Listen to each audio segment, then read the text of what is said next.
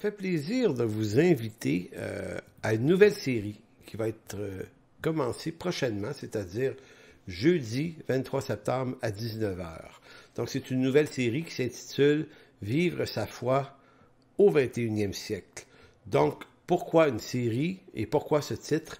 En fait, c'est après avoir recoupé et compilé l'ensemble de témoignages que j'ai reçus, de questions que j'ai reçues, de discussions que j'ai eues, et après avoir intercepté des opinions, des avis de beaucoup de chrétiens sur Facebook surtout, sur les réseaux sociaux, bref, après avoir réfléchi, compilé à tout ça, je me suis demandé s'il était pas temps, en tout cas pour moi en tout cas, et pour notre assemblée, de réfléchir à la posture du croyant dans un siècle tel que le nôtre, c'est-à-dire un siècle qui est éprouvé par différentes choses. Et si la pandémie de coronavirus a effectivement causé des troubles et des problèmes de par la nature, à la fois de sa gravité, mais de son étendue, eh bien, cette question-là en a soulevé d'autres. C'est-à-dire que à travers cette pandémie-là, des nouvelles questions qui étaient en marge dans nos églises, qui étaient loin des priorités, ont ressurgi tout à coup, puis ces questions-là, maintenant, occupent quand même beaucoup d'espace dans nos églises, pour ne pas dire qu'elles causent des troubles et des divisions. Donc, au-delà de la pandémie, c'est toute la question de la persécution, c'est la question de la liberté, la question des droits et des libertés.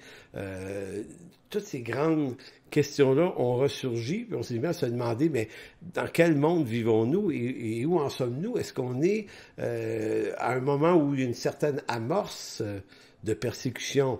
Moi, personnellement, la pandémie, elle a probablement réveillé ce questionnement-là. Je ne crois pas qu'elle a réveillé un tant soit peu un amorce vers la persécution, puisque depuis 20-25 ans, on pouvait remarquer en Occident un recul des valeurs chrétiennes sur l'espace public. Donc, c'est quelque chose, l'amorce est déjà présente. Il y a des lobbies qui sont très puissants dans les milieux humanistes et athées de l'extrême gauche qui font ce travail-là depuis longtemps. Donc, on n'est pas dans quelque chose de tout à fait nouveau, mais peut-être que là, maintenant, on s'éveille à ça maintenant. La pandémie, elle va probablement passer, puis on va passer à autre chose.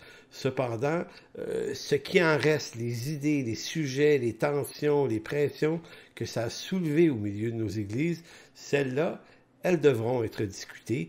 On ne peut pas passer à côté. La nature a horreur du vide. Donc, si comme pasteur, on évite ces sujets-là, bien évidemment, le vide que laisse notre silence va se remplir par quelque chose.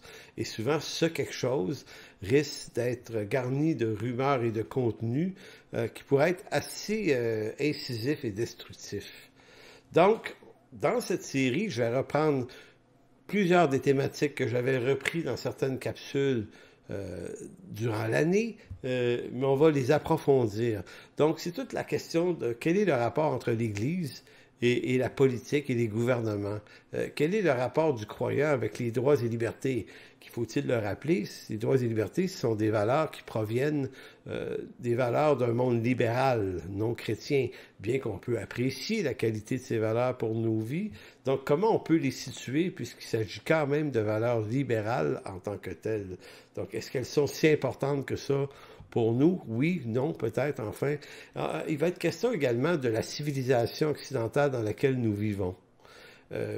L'Occident, là, qui regroupe les pays États-Unis, Canada, Mexique, et on peut parler de certains pays d'Amérique du Sud, mais aussi toute l'Europe de l'Ouest, donc Angleterre, France, Espagne, Italie et Allemagne, donc je pense que je l'ai nommé, et plusieurs autres pays là, plus petits, sont les pays occidentaux. Et ce monde-là, cette civilisation-là, est celle aussi qui a émergé à travers le christianisme, qui en faisait littéralement partie, pour ne pas dire que le christianisme a pratiquement construit cette civilisation.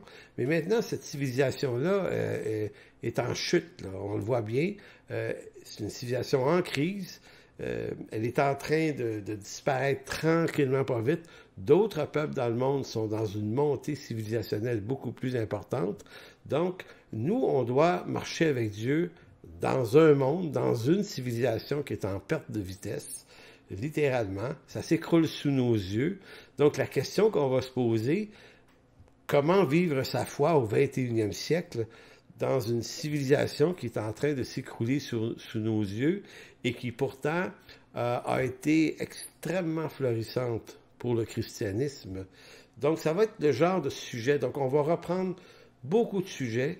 On va essayer de les comprendre à la lumière de l'Écriture, évidemment. Au fond, la grande question qui pourrait résumer toute cette série, ça va être si l'Église, comme certains le pensent, entre dans une phase de persécution en Occident, quelle devrait être la posture des chrétiens face à cette situation? Donc, vous savez, moi j'ai joué beaucoup au baseball dans ma vie, et une chose que j'ai compris au baseball, c'est que lorsqu'on est dans une position au champ et qu'une balle est frappée, avant qu'elle nous parvienne, on doit savoir où la lancer avant. Est-ce qu'on fait un jeu au premier but, au deuxième, au troisième ou au marbre? Pour ceux qui connaissent ce sport, vous comprenez ce que je veux dire. Si on n'a pas prévu le coup, si on reçoit la balle, on risque de jongler avec, de l'échapper, de faire un mauvais jeu.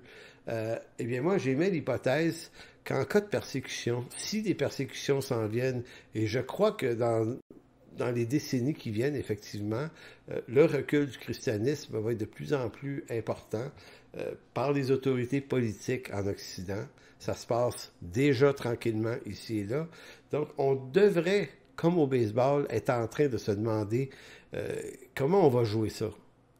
Quelle attitude l'Écriture nous enseigne d'avoir? Et il y a beaucoup de textes qui parlent de persécution, donc on va les examiner. Donc c'est un peu comme si on se préparait au fait que ça se pourrait que dans notre génération, on fasse face à des vents contraires. À cet égard, l'apôtre Paul va dire dans 1 Thessaloniciens, chapitre 3, versets 1 à 4, il va dire « C'est pourquoi, impatients que nous étions, et nous décidant à rester seuls à Athènes, nous envoyâmes Timothée, notre frère ministre de Dieu, dans l'Évangile de Christ, pour vous affermir et vous exhorter au sujet de votre foi. » Regardez bien le verset 3. « Afin que personne ne fût ébranlé au milieu des tribulations présentes.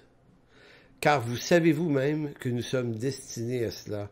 Et lorsque nous étions près de vous, nous vous annoncions d'avance que nous serions exposés à des tribulations comme cela est arrivé et comme vous le savez. » Donc ce que Paul nous dit ici dans 1 Thessaloniciens 3, 1 à 4, en fait il le dit aux Thessaloniciens, on vous a préparé à ça. Il y avait des tribulations qui s'en venaient, on le savait, c'est pas anormal, ça fait partie du défi chrétien, d'être capable de relever le défi de passer à travers des périodes de tribulation ou de persécution. Nous sommes de toute façon, dit-il, destinés à cela. Donc il y a cette idée ici de se préparer pour ces jours difficiles. Donc c'est en quelque sorte ce qu'on va faire dans cette série-là, vivre sa foi au 21e siècle. On va parler des grands enjeux sociaux de notre époque. On va parler du monde occidental, ce qu'il est en train de s'écrouler. On va parler de ça. On va parler de droit, de liberté, notre relation avec le monde politique, notre rapport à la corruption de ce monde. Donc, quelle est notre posture? Donc, que dit la Bible sur ces sujets-là? Que dit la Bible au sujet des persécutions? Comment l'Église devrait-elle se préparer? Donc, c'est un peu ça. Donc, cette série va recouper différents sujets théologiques, bibliques, politiques, historiques, sociologiques. On veut se faire une tête sur les événements actuels, mais plus encore, on veut acquérir un certain savoir, une compétence biblique nécessaire pour faire face à des vents contraires qui pourraient se lever contre l'Église. Donc voilà le cours Vivre sa foi au 21e siècle. Donc je vous convie pour cette première soirée qui aura lieu le jeudi 23 septembre à 19h sur ma page Facebook personnelle. Et si vous voulez nous aider, vous pouvez partager ce lien également pour le faire connaître dans votre milieu, dans vos amis, avec vos amis. Donc, ça va permettre de diffuser l'information qu'un tel cours existe et qu'il pourrait être peut-être d'un heureux secours, je l'espère, pour plusieurs chrétiens qui réfléchissent à cette question-là, qui veulent approfondir leur compréhension des phénomènes relationnels entre l'Église et ce monde. Donc, on se revoit le 23 septembre à 7h ou 19h le soir. Bye bye.